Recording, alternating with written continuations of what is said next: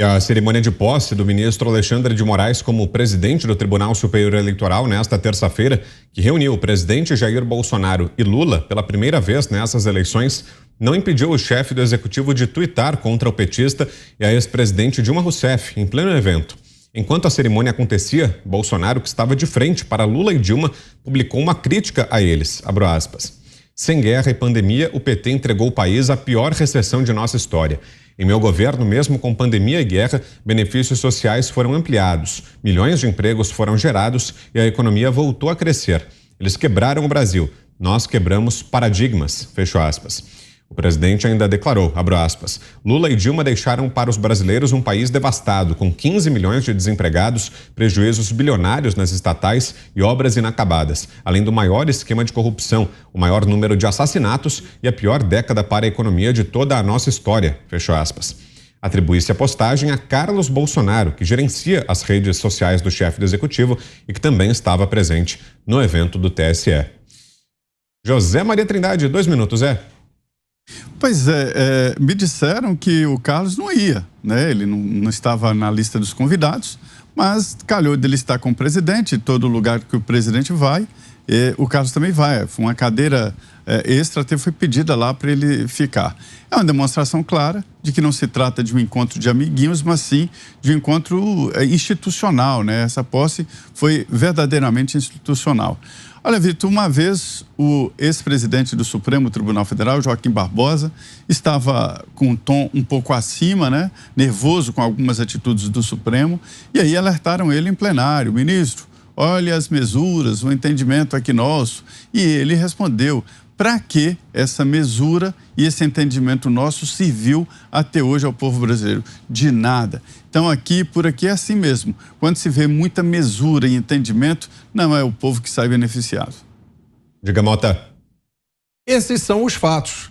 O Lula quase não termina o primeiro mandato dele por causa do escândalo do Mensalão. Ele só terminou porque o PSDB, na época, tomou a decisão de deixar o Lula sangrar nas ruas, das urnas. Qual foi o resultado dessa decisão? O segundo mandato.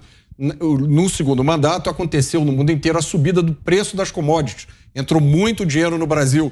Esse dinheiro escoou pelo ralo da corrupção, dos maiores escândalos de corrupção do mundo, das obras olímpicas, de 3 refinarias que nunca ficaram prontas e uma refinaria que só funciona hoje a 20% da capacidade. Essas refinarias teriam feito toda a diferença nesse momento de crise. Mas se criou o mito do Lula, pai dos pobres. E aí ele fez a sucessora, a Dilma.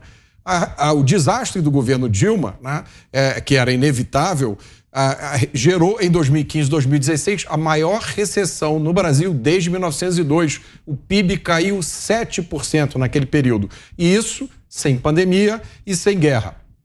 O governo Dilma acabou no impeachment.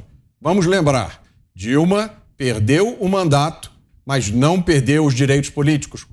Mas a Constituição diz que no impeachment o mandatário perde o mandato e perde os direitos políticos. Mas um ministro do STF, presidindo uma sessão do Congresso Nacional, resolveu fatiar o impeachment. E aí a Dilma manteve os seus direitos políticos.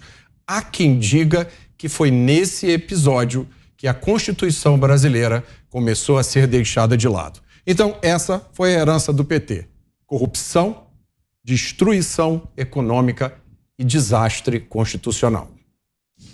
Antes de passar para o seu comentário, Schelp, veja só, o ministro Alexandre de Moraes fez, agora há poucos minutos, uma postagem no Twitter, repercutindo justamente a cerimônia de posse ontem no Tribunal Superior Eleitoral. Está na tela para a gente acompanhar. A cerimônia do TSE simbolizou o respeito pelas instituições como o único caminho de crescimento e fortalecimento da República e a força da democracia, como o único regime político onde todo o poder emana do povo e que deve ser exercido pelo bem do povo. É o que diz a postagem feita há poucos minutos pelo novo presidente do TSE, ministro Alexandre de Moraes. Diogo Schelp. Exato. A postagem aí do Alexandre de Moraes, ela replica aí alguns trechos do discurso dele. É uma mensagem absolutamente genérica do ponto de vista do que ela diz, né? São coisas que poderiam estar na boca de praticamente qualquer autoridade da República. Mas, de fato, gostando-se ou não das atitudes de Alexandre de Moraes, do que ele tem feito, por exemplo, no STF, na atuação dele nos inquéritos, que muitas vezes foram, alguns deles abertos de ofício, ou seja, sem ser provocado pelo Ministério Público, o fato é que essa posse deu, né, legitimidade para a atuação dele daqui para frente, deu legitimidade principalmente para a atuação do TSE, justamente pela presença em peso de várias autoridades e pela atenção que recebeu. Foi um ato de boa parte aí da classe política de apoio ao TSE, de apoio ao processo eleitoral, gostando-se ou não do processo eleitoral em si, como ocorre por parte dos apoiadores do presidente Jair Bolsonaro.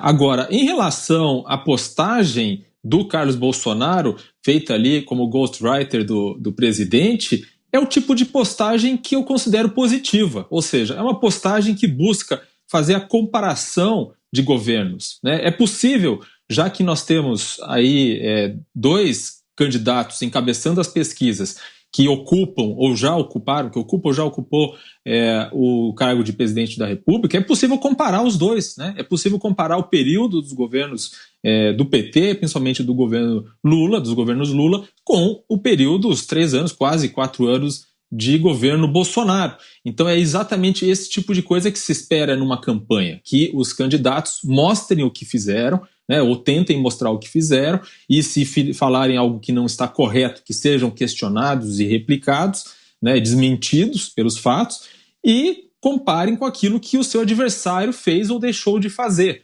Né? E também, mais uma vez, se eles fizerem alguma afirmação sobre o que foi feito que não está correta, que sejam replicados pelos mesmos meios e não através de censura. Então, acho que esse é o tipo de postagem positiva. Ela não vai tanto pelo lado pessoal, de demonização pessoal, e vai mais pelo sentido de realmente verificar o que foi feito e o que não foi feito.